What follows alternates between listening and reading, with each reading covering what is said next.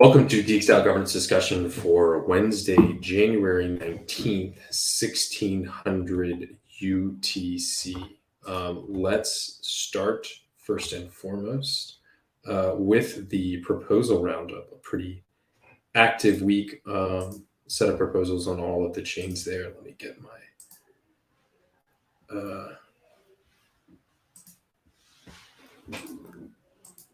okay, so starting first on mainnet, we have a couple different proposals. Should be familiar to everyone here. The first one is submitted. It should be set to pass in 2 days. Is funding the gas governance refunds. So this is the refunds for mainnet governance transactions in Q4. So you can see it's about 6 ETH, so about $18,000 in terms of the cost of running governance on mainnet there. So anyone that has interacted with DXgov governance in Q4 should be due for a refund. So this is whether you submitted a proposal, voted on a proposal, staked on a proposal, executed a proposal, and there's details for when this proposal passes in 2 days. There's details for how to actually claim your reward there.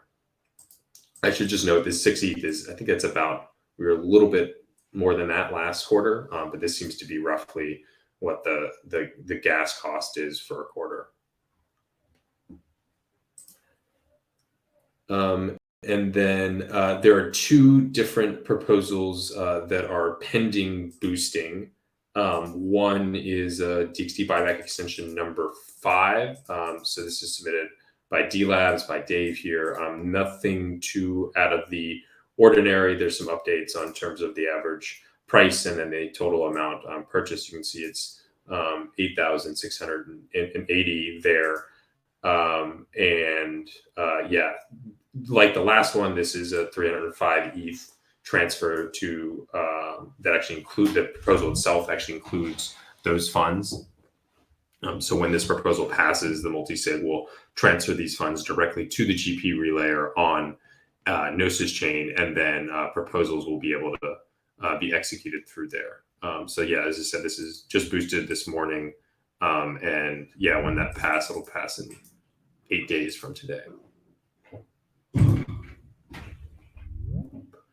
And then next up on mainnet, we also have another pre-boosted proposal. This one is submitted, I believe, by someone at Hats Finance. But this is a proposal to fund the Hats Finance DXD vault. So this was discussed last week and has been in the forum for several months. So just a reminder here, DX Ventures actually invested $100,000 into Hats in September 2021, and the relationship with DXDAO goes back a bit further than that too. So we've been kind of working with them. We had actually passed a signal proposal, I believe, in July about setting up a vault, and then there's actually already a DXD vault set up there. And so for those of you who don't know, Hats is, like, I think they call it a decentralized cybersecurity incentive network. So it's a way for hackers and security researchers to disclose potential vulnerabilities or bugs in a confidential and secure manner and be rewarded for that. So that relies on a multi-sig that the addresses are also in a private confidential Telegram chat for the actual disclosure. So they are, that multi-sig committee, I think is what they call it, are responsible for determining whether or not a bug or security disclosure is valid and then releasing some of those rewards. And, you know, core to incentivizing these security researchers to look at the DXDAO contracts is to make sure that there's actually a sizable amount of incentive or reward to do so. So right now, there's, I think, 47 DXD, which is just over $25,000 that's in the Hats DXD vault now. So this is the incentive for someone to look and examine any bugs or vulnerabilities in DXDAO's contract. But this proposal would deposit an additional 790 DXD, which I think is about $460,000, into the Hats Finance vault. So that then this would be just under $500,000, which would increase the amount of or increase the incentive to security researchers to look at any vulnerabilities or any potential issues with DXDAO's contracts. And additionally, since this is, HATS is just starting out, it's also will soon turn on what they're calling protocol protection mining. And that's basically just an incentive program for those that do deposit tokens into HATS vaults. So presumably the 790 DXD that DXDAO will be depositing into this vault, in addition to being an incentive or reward for security researchers to look at DXDAO's contracts, it would also be a way where DXDAO could earn HATS tokens by depositing them in there. So yeah, this proposal actually sends the DXD, so it's 790 DXD, and it sends it to the multi-sig, the dev multi-sig, which is also the multi-sig that is actually administering or the actual committee, the HATS committee itself. And so they'll deposit those funds there. Yeah, so that's kind of this proposal we've been talking about a bit. There's a bunch of different teams involved. They were on, Dan, I don't know if John, Nylon, or anyone else wanted to add anything here. I think that was a good recap. I think that was like a great recap, actually. And yeah, I mean, there's like a bunch of partnerships coming up, and I think, yeah, they're doing fairly well. And exciting to, I don't know, to have, DXDAO as a part of this.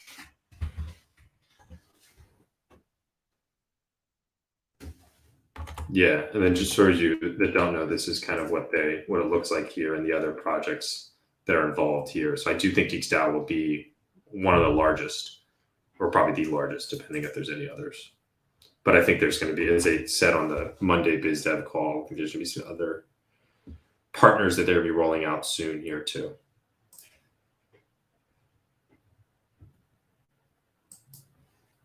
Cool, and that's it for mainnet. I guess switching over to Gnosis Chain.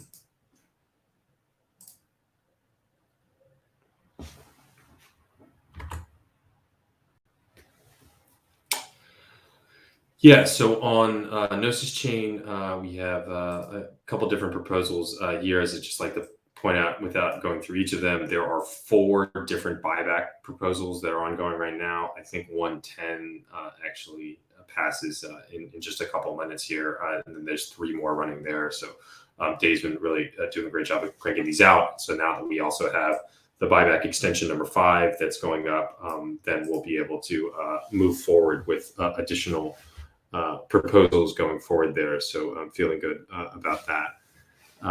The other proposals that are up, I guess the ETH Denver stipend actually already passed, now that I think about it. But there are the GNC Swapper Epoch 8 and Epoch 9 funding proposals. So this is just the funding proposal. And I guess, Keenan, is it correct to say the multi-sig is setting up these campaigns? Yes, there's also a bonus funding campaign for Hopper HOPR that did already pass. There was a bit of a mishap. This proposal was superseded by another, so we had to reboost it. So it'll be passing, I think, later tonight for me.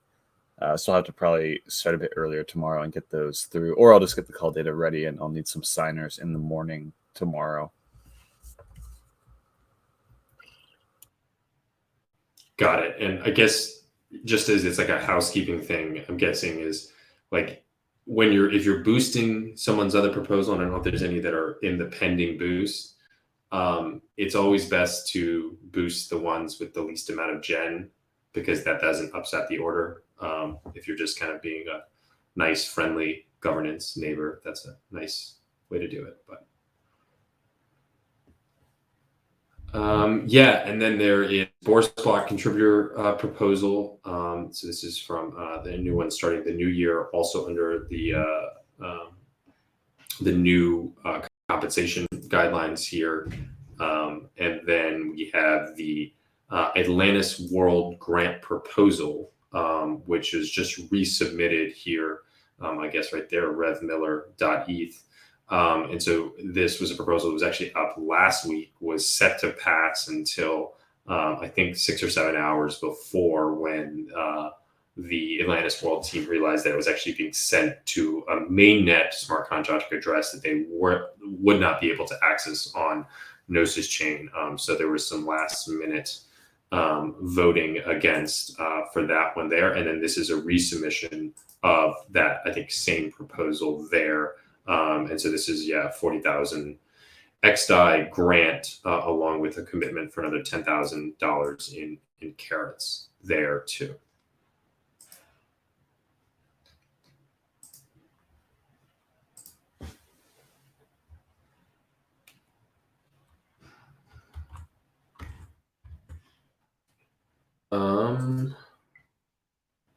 All right, and then on to Arbitrum 1. We've got some activity there, where Ross, actually all of the Arbitrum campaigns are being done through DXgov. Venki has been doing this and kind of has that there, so we know we can kind of function it there. So I think there are, we can count them here, 1, 2, 3, 4, 5, 6, 7, 8, 9, 10, 11, 12 campaigns that are proposals that were on Arbitrum, and then actually, but the USDT proposal is actually incorrect and should not be voted on here. But these are, I guess, the 11 campaigns, and this is combining epochs 10 or 11. So rather than just be for 2 weeks, these proposals are for 4 weeks. So they'll start tomorrow at 1500 UTC, and then run to February 17th, kind of right in the middle of ETH Denver. But those are the Arbitrum proposals, and I think there's some feverish chatting going on in the chat about making sure there's swapper on Arbitrum for this, but I think we're going to be set.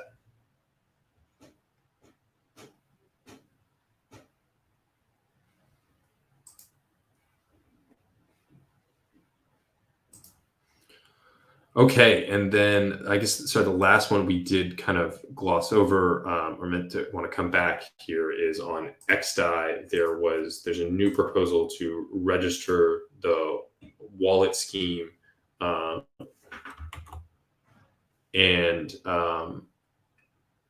this is something we've been doing a couple times lately. There was one, I think, that there was an issue with it that Ross is going to explain here. Now I need to find this. I can click on it here. Oh, Augusto's here. Hola. Augusto, do you want to talk? Oh, Gusto's here. Yeah. Yes, So, well, yeah. guys. This is the re-registration of the Quick Wallet Scheme 1.1, because when it was registered, I initialized it without the option to, with the option to do avatar generic calls, where it shouldn't be able to do avatar generic calls. You cannot, because you have something called the raw controller permissions, which it doesn't allow to do avatar generic calls, and we don't have to do it. But there was an error on the initialization, and I set this value to true. So when we tried to set the permissions from the scheme, it was failing, and we realized that, okay, this is not configured properly. So now we are redeploying it with the avatar generic calls to false. This means that it's going to be doing calls from the scheme itself. So this is the final scheme that we are going to be using, that is going to work, that we are going to set the permissions and everything. Yeah, that's a pretty good summary of everything. There's also, if anyone wants to follow along, I've just posted an explanation of everything that's going on in the forum. And so if you take a look there, it kind of explains what Augustus just said, what was up with the original 1.0 version, what we messed up with the deployment, and then the steps to actually verify this one. I think this is something we're going to try and do more often for any governance actions, is just explaining what's going on so that we can have some more eyes on things. And hopefully that will reduce the chance of any human error. So I can walk through the steps if you'd like. They're also explained in the forum, and I think they're relatively easy to follow. Don't know if people want me to walk through that or not.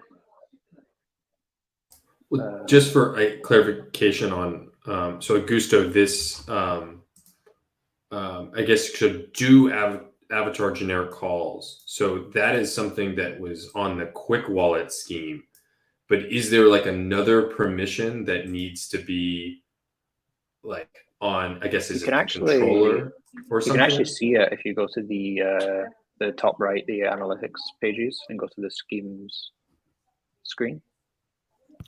Now you can see that value because we added it because we didn't have it on the schemes configurations page. Yeah, But so if I you mean, you're scroll talking down to about the bottom. because if you go to develop version on the, or maybe it's now on the latest release on mainnet. Yeah, just scroll down to the bottom. So yeah, we added that.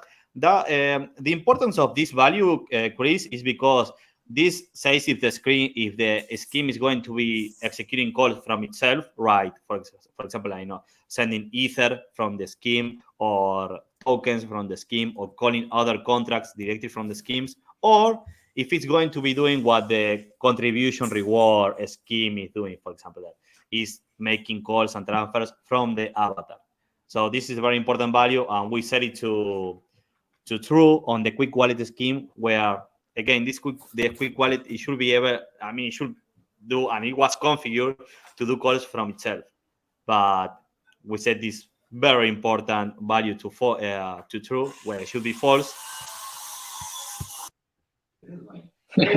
Yeah, so the important thing you can see just at the very bottom there is, so it says yes on the second line down on the params hash section. So it's allowing the generic calls from the scheme side of things. However, on the right side where the controller permissions are, it actually says can't make generic calls. And so that's the kind of extra layer that stopped it from doing any damage, but of course it's still not something we want to have in place, and that's why we're redeploying with the generic call set to false. And that was, I guess that was perfectly answered my question. Because I was like, I can see that the scheme wants to make generic calls. Like it's trying to open itself up to that, but it didn't get permission from the controller to actually make those. Yeah, that's correct. So the controller has its own two sides set of of it, right? The permissions. scheme can say that they want to do it, but they have to get that permission actually from the controller. Yeah. So which is good because it was failing and it should have failed. So it was kind of, I mean, it failed, like it should have failed. So this raw controller permissions works because we say you cannot make call from the avatar, and when it tried, it failed, which is very good. And an example of a scheme that can do avatar generic calls is, for example, on Arbitrum, on the Arbitrum network, we have the master wallet scheme and the registered wallet scheme. These two schemes are making calls from the avatar, and they have this value set to true. Where the swapper wallet scheme and the quick wallet scheme there, they are not doing calls from the avatar. And you can see that that value is set to false on the scheme's configuration. And when how do you get controller permission to make a generic call? Is that through the scheme register too? Like, because I guess that's a concern, is like if you have a malicious scheme or something, they are going to like try to get installed and then ask the controller, I guess, to try to make generic calls, right? So where would that kind of so we can come in? If you go through, I guess this kind of goes back to the forum post that explains this, but if you go back to the proposal that's live now, I can explain what the actual like parameters and the calls are doing if you'd like. So if you expand the calls with the magnifying glass, just to see a bit more details. The raw controlling permissions, this is very weird because they manage the permissions via like with bytes. So it depends on which byte you have enabled or not, is which permission you can do. This is how the controller permissions by Alchemy and DAOSAC were designed. So you see the raw controller permissions, which is set to 0x00000001, which means that the scheme is only registered.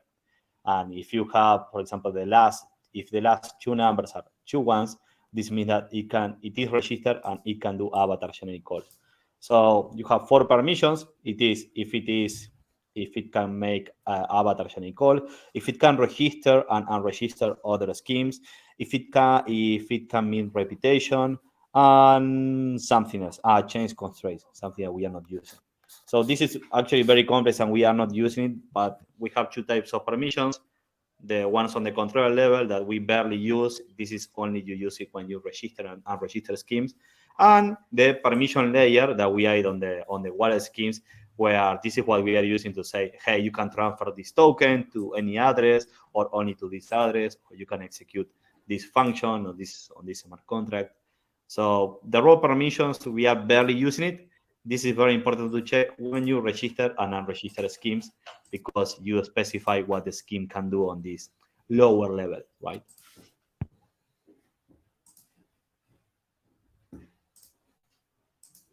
Yeah.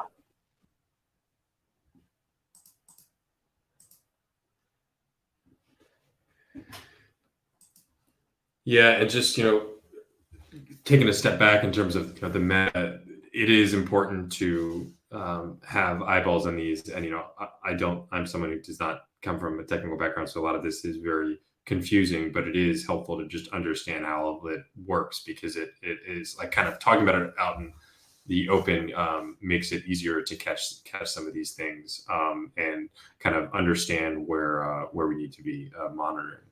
So it's really helpful. I think I always like the verify action, like having a proposal that says it's going to do something, and then being able to put instructions in that proposal to say, like, you can check what this proposal says it's going to do is actually doing what it's going to do. And I think that's like an important kind of precedent to have for these governance moves.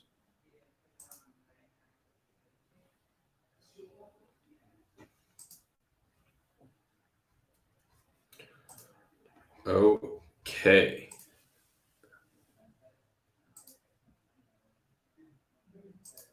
Any other thoughts on the quick wallet scheme or registering it?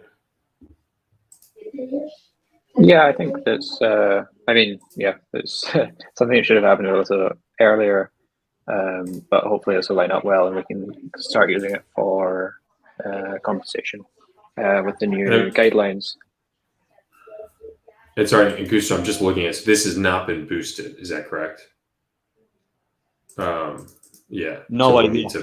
Yeah. I created it and I didn't have time to check it. Okay. I shared the proposal. So the idea is so other people check it, and if I create the proposal, I boost it and I vote, it seems like I'm the only one checking it, and I'm going to make another mistake again. So the more I think a good rule would potentially be anyone that's voting for this, do the due diligence to check through the forum post, follow it along, and make sure you understand it before voting.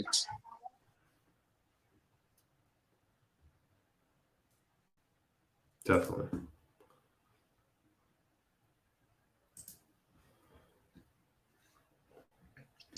Okay. That's it for proposal roundup. Moving on to the discussion items. 2 things to chat about today, and then a contributor UX update needed. So first, there was a post by Sky last week about increasing DXgov's liquidity on Gnosis Chain into Swapper, depositing some additional liquidity into Swapper on Gnosis Chain. A couple different ideas on different pools to go after. And then I think just yesterday put forward some additional ideas, really trying to focus specifically on the WXDI pool here, and making that the largest pool on Gnosis Chain. So there's an interesting discussion there. I think he's proposing to put $2.3 million worth of ETH and DAI into Swapper on Gnosis Chain, taking that from the ETH and DAI and the mainnet treasury. And so, just wanted to open up the conversation for it here before we get to that, just putting some numbers around the LP position that DXgov already has on XDAI. So it's actually $1.74 million in LP position. And there actually has been a small profit in terms of a return from the fees there, just about 2%. There you can see how much WETH has been deposited in XDAI. And the same thing for USDC and XDAI, but we've actually not been as fortunate on the WETH DPI and WETH WBTC there. But I think given the strategic importance of the WETH XDAI pair to Swapper on Gnosis Chain and the fact that it's actually gotten returns, I think it makes sense to try to move forward with that. That would probably take the form of a mainnet. A mainnet proposal that would send the funds to Gnosis Chain to be then filled in by DXDAO. I just kind of two questions to think about here. So this would be a 2.3 million deposit. So that's about 3.8% of DXDAO's non-DXD stablecoin assets. So it would be a pretty big chunk. And so that would mean that the Swapper WETH XDAI pool itself would be about 5%, a little over 5% of DXDAO's total assets. Again, I think that since they're Chris, the 2.3 million, when you say non-DXD stablecoin assets or all assets? Oh, sorry, that's a good point. It should just be non-DXD. Basically, just take out the DXD from the treasury. Yeah. So not stablecoins. Yeah, we're like, Yes. I agree that this is like touching and affecting like our stablecoin runway and stuff, but it's still like, yeah, funds that we're gonna hold. We're just gonna have them in it. Like right now, they're just sitting on mainnet. So like, if we move them over and the ETH and the DAI are both just sitting on mainnet, and we have them already. So it's not like we need to acquire something to use. It still counts as part of our dollar stable runway, basically. Yeah. Sorry, that would have been. Let me just save that. Yeah. So that's just. I mean, I think there is some potential risk to, like, impermanent loss, or you do decrease your stablecoin amount. If say ETH went down, then we'd be buying ETH in that pool, and maybe that's the right move to make. But that would potentially decrease the number of stablecoins in the treasury. So I think there is some risk in putting it over there, just in terms of the allocation there. So I think that's the one to be thinking of. And it's just like, where does it come from? So there's just a certain amount. Like this would be the biggest thing we kind of do with the treasury in a lot of ways. And then second is like, where is the funding coming from? Whether it's coming just from the DAI and ETH or elsewhere. Yeah. So yeah, to impermanent loss, but then also I guess the 3.8% thing is good because for every chain that's not Ethereum mainnet, we should always be thinking about like how much capital we have there. And so there's the risk of something going wrong with Gnosis Chain, because like XDAI Gnosis Chain is going to have a bunch of changes in the next like 6 months as the merge and all that kind of stuff happens. So like there is a risk there. And like you could say we should wait and see how Gnosis Chain ends up in 6 months, but this is still under 5%, I think total, maybe under 6% of the capital. It's on a chain that we've been using, that we pretty much trust, and we're also leaning into. So it's not like we're putting 30% of our capital there, right? We're putting a total of like 5%. So I think that's a fair thing. The bigger proposal, the higher one up, was I actually think it should be more than this amount, like 7 million, to get a total of like 10 million of capital, which is then 10%, around 10% of DXDAO's capital being involved in Swapper or on things on Gnosis Chain. But that doesn't have to be approved. Like we don't need to do one big approval for the full amount. And I think a step-by-step approach makes sense. And as we've determined, this is like the best pair to start with. But very quickly, I think we should come up with 2 or 3 other pairs that we really think we could own and would get us attention on Gnosis Chain as it grows and picks up. Obviously, other dexes are also could also increase and stuff. So like this could put us the highest WETH XDAI pair, but like all of a sudden someone could add $10 million to SushiSwap pool, and like then we're not the highest. But at this point, we don't know what's going to happen to other dexes, so we might as well take advantage of what we have. Plus, we have the 0.25% fee. So I think that actually like really gets us a lot of trades that would come from 1inch, which is going to integrate us, and then eventually, hopefully, CowSwap. and then also the echo routing from HoneySwap and whoever else would use that. So it's a step-by-step approach, and I think we don't need one big approval. I mean, we could do a signal approval that we want to move this direction, but this proposal that we would do this week, hopefully, like at least put up as a proposal, would just be to focus on this first pair, and then like next week we could, or in the next couple weeks, we could think about like a next couple or 2 or 3 pairs to try to focus on as well. But we'll also learn, like as we do it, we'll also learn live how, like we'll get the data on what it's actually doing and if it's working and if it's getting more attention and if it's getting more trade volume and stuff. So then you can use that information to like attack other pairs as well.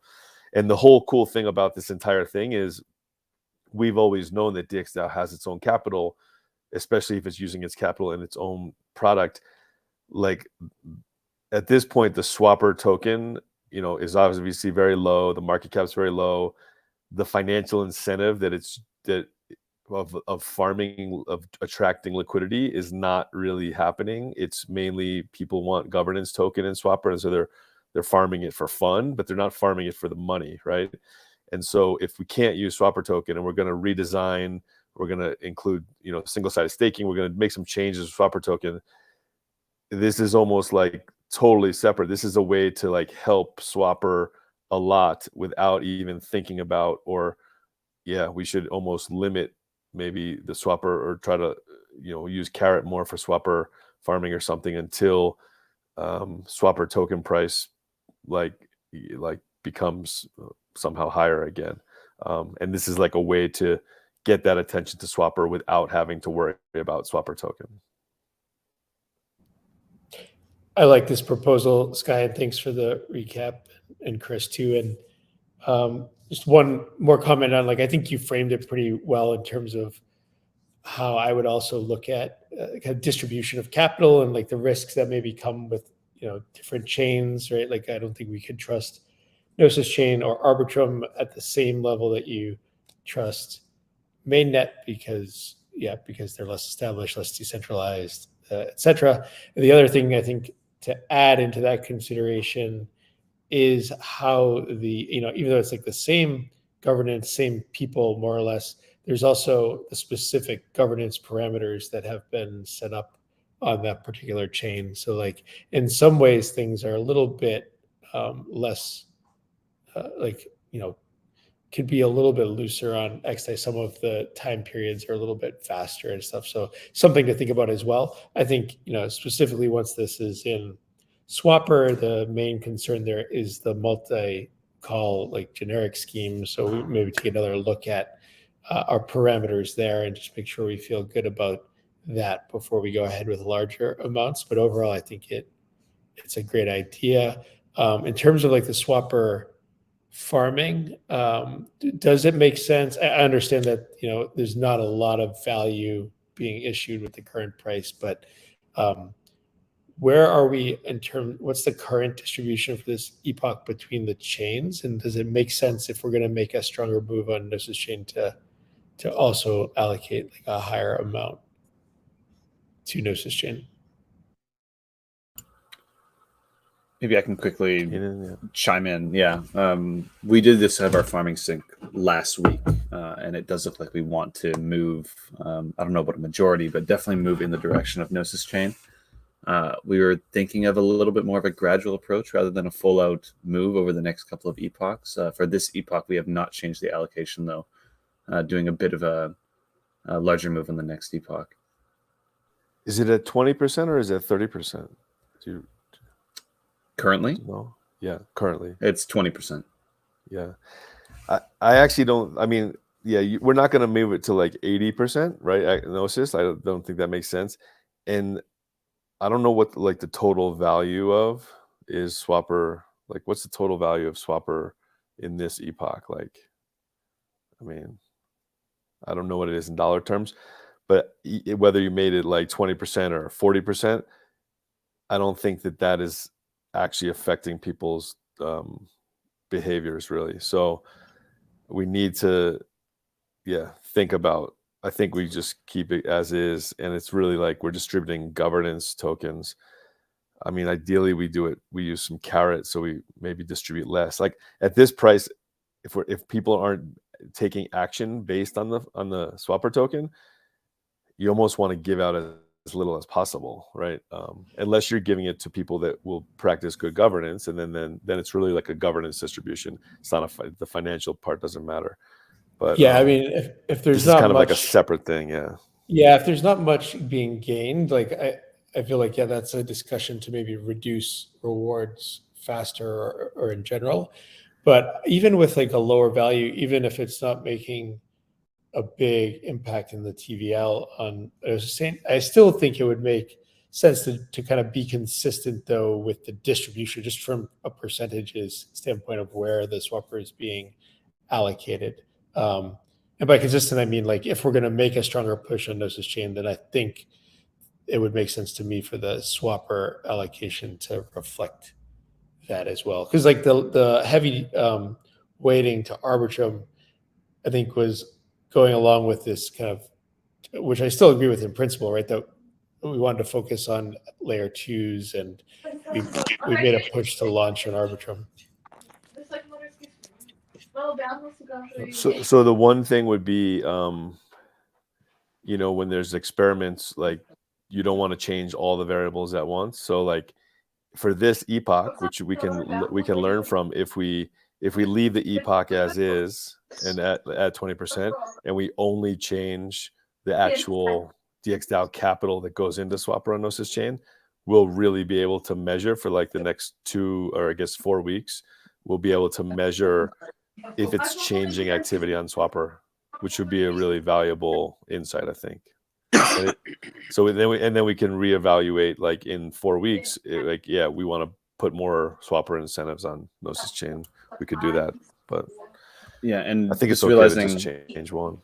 Just realizing I wasn't completely clear on why this epoch doesn't have the change. The discussion that we had last week was kind of revolving around funding, not enough accessible funds to make the change that we wanted to make. And we also thought it'd be nice to involve the swapper community token holders, be it through Snapshot or even just in the community, to kind of guide that along as well.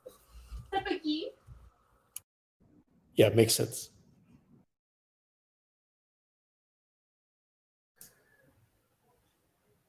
Yeah, so if people like this, we can move a proposal, you know, this week with this, and really what we should try to spend a lot of time figuring out is what other pairs, and those can be pairs that already exist on Gnosis Chain, but really I think those can be pairs that maybe aren't on Gnosis Chain yet, that could be.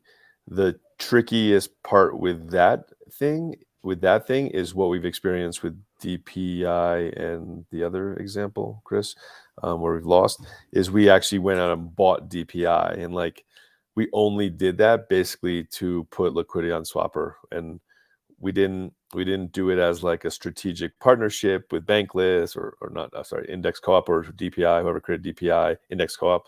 And so, yeah, if we were going to like really focus on the Gnosis WETH pool, because the other two bigs are Gnosis XDAI pools, and we have a Gnosis WETH pool, which we think is actually a really attractive pool for LPs and then also traders. Like if we really want to dominate that, we'll probably have some GNO, but like then we might need to acquire some more GNO. And then there's different ways you can do that. You could do potentially a token swap, you could do a partnership, or you could just go out and buy it. And so that is always a riskier thing because there's more decision making that goes into like acquiring these other tokens that we would want to target those swapper pools.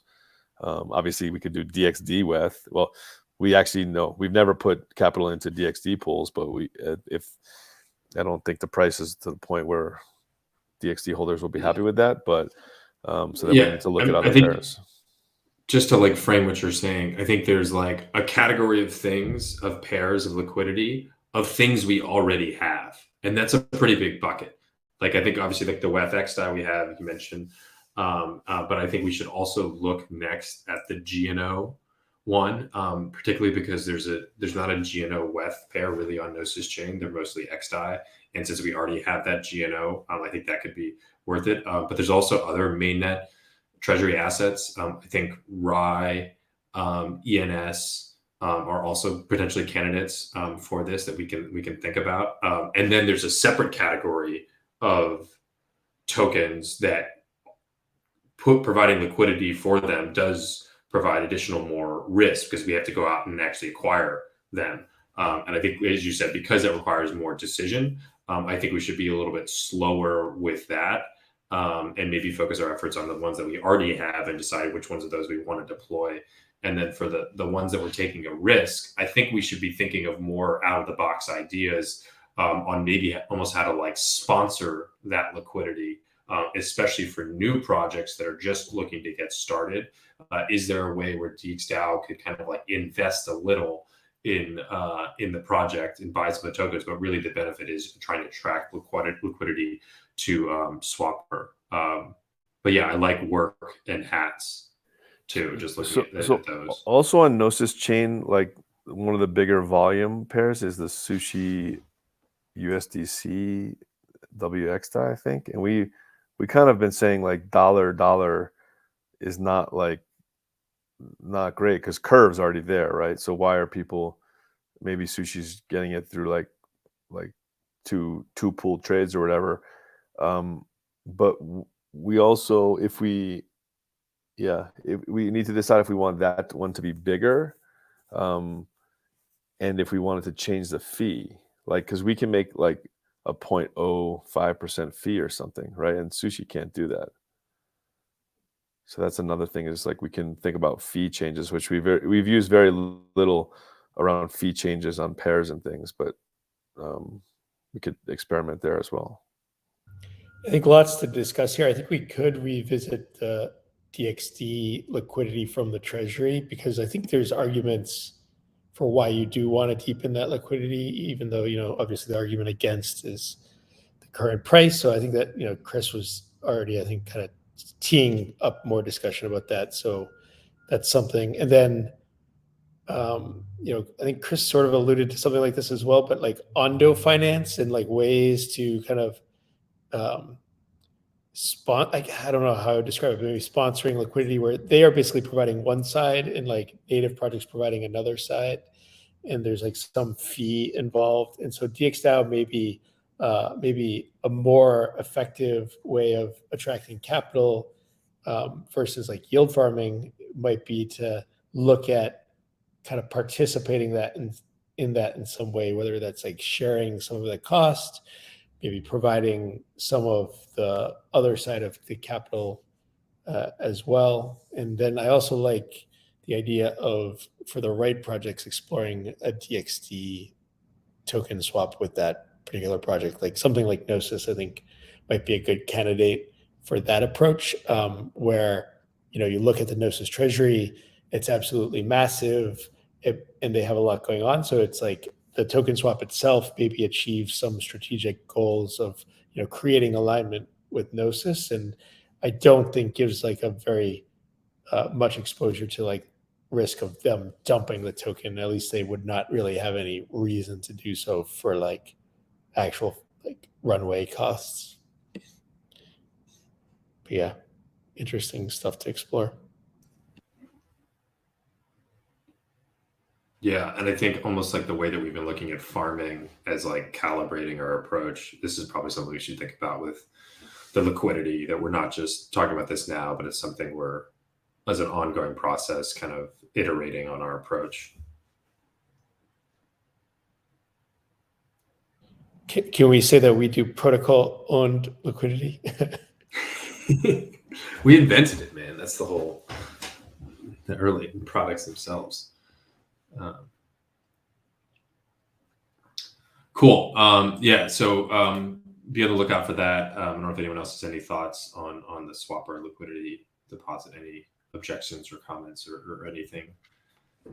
I have one comment. Yeah. Can you hear me? Okay. So Maybe, yeah. I was also thinking that maybe if we could get DXgov to deploy stablecoin pairs as part of liquidity.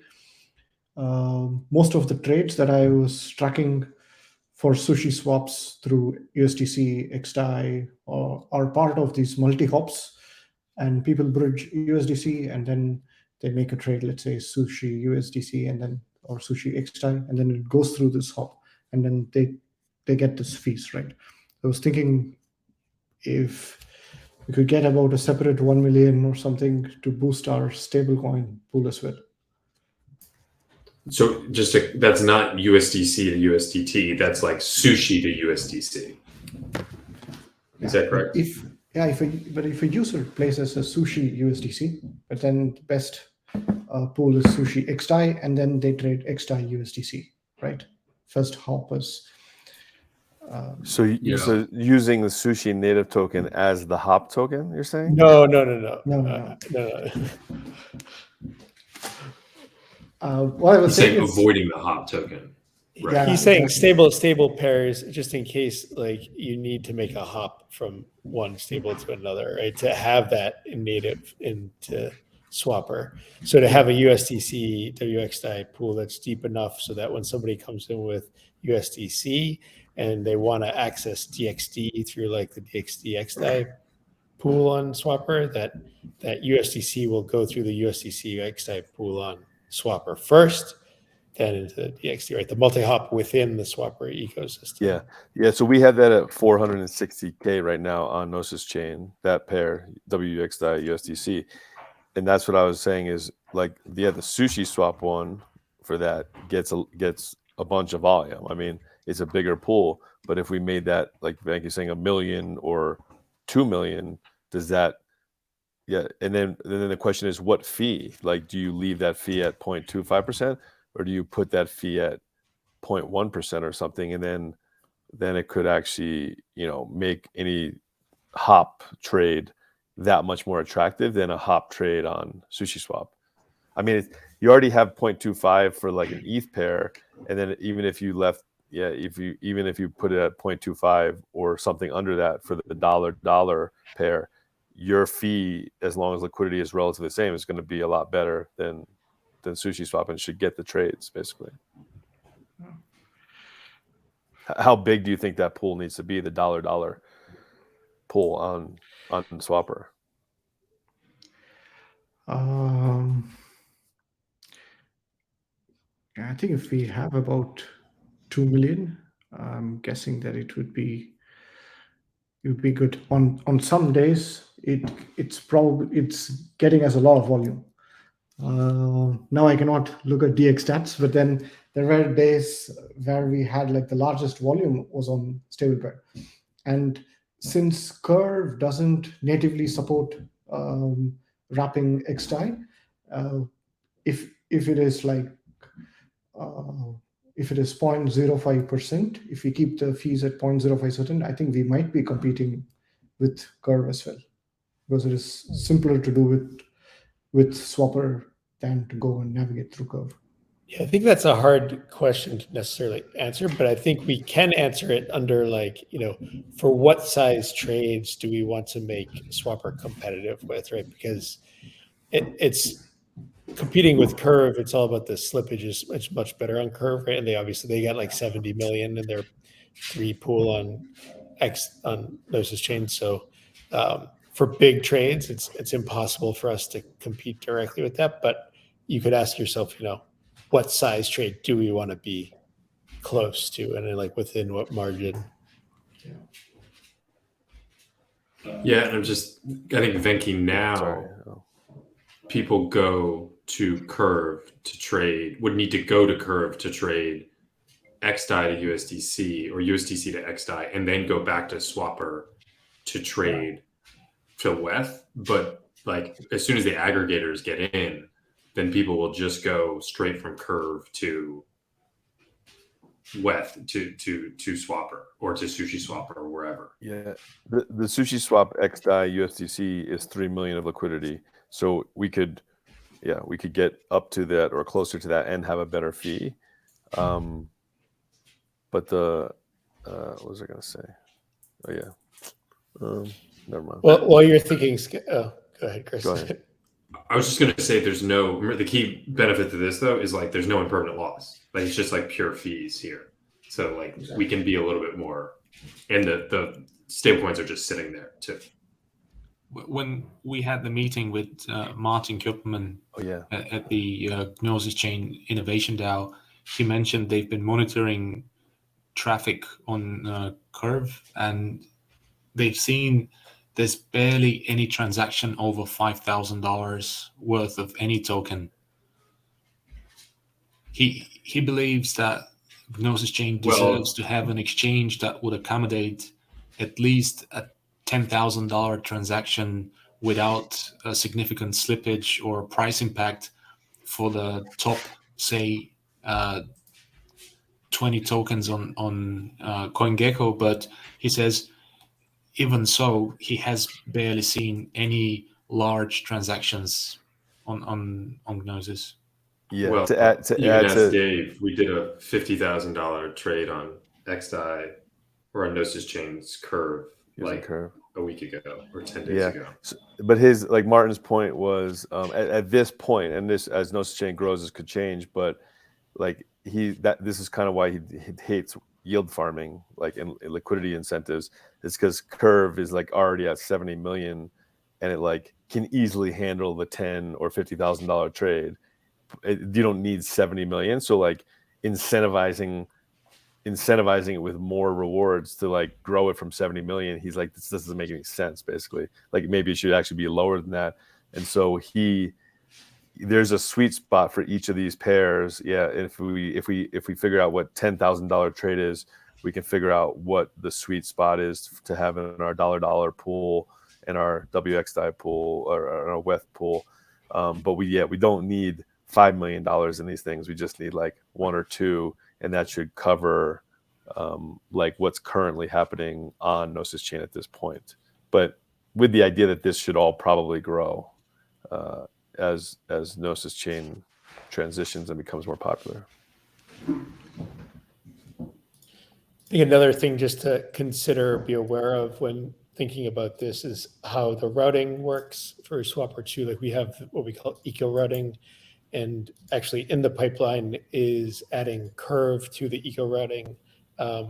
So the user of Swapper, the DApp, can access Sushi liquidity and will be able to access Curve liquidity through the Swapper UI. What it does not do, though, and this is important to understand, is it will not like hop you through multiple exchanges. It's just presenting you the options that you have on a specific exchange. So for instance, if we were talking about a stable like USDC to, Sushi, for instance, like it's not going to route you through Curve and then Sushi Swap. Or if you're doing DXD, it wouldn't be like Curve then DXD, like then Swapper. You have to pick the exchange to execute the trade. So the user, if they want, they could actually execute it in multiple steps through the Swapper UI and go wherever the best price is. And that's actually would be the smart way to do it, not to actually do a multi-hop, but to do each individual hop, picking the best price through the Swapper thing. And actually without a competitive aggregator really pulling all of these in on Gnosis Chain, that actually is maybe the best tool available at the moment. But yeah, eventually I think we'll see good, CowSwap will pull everything in. 1inch will maybe come to town, and then you'll be competing with those. But yeah, anyway, it's just something to think about in terms of like where the liquidity is for the hops and how is the user using it. Because yeah.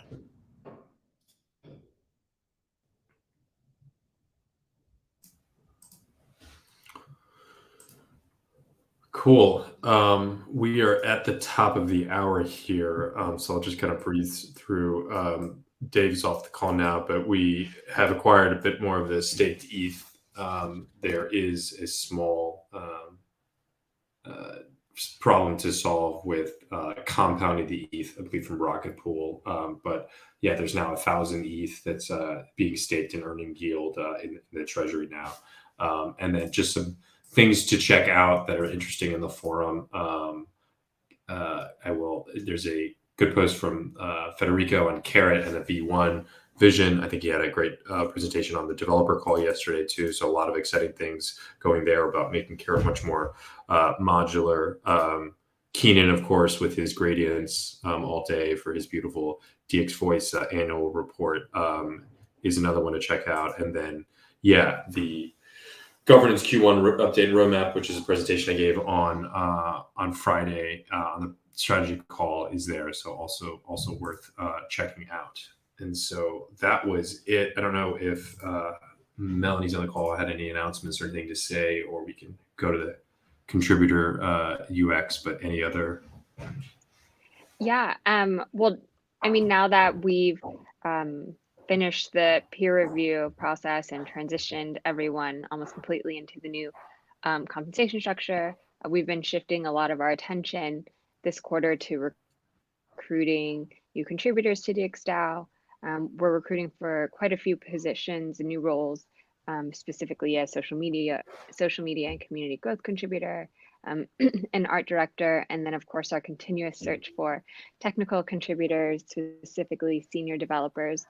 So mainly we've been over the past few weeks trying to utilize various channels to source candidates for these roles.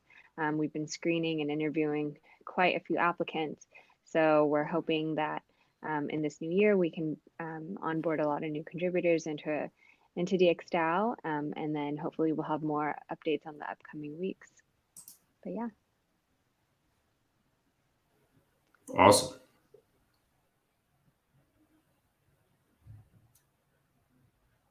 Cool. Well, I think we will leave it there. Thanks everyone so much for joining. Thanks, Chris. Bye, guys. Have a wonderful day. Cheers.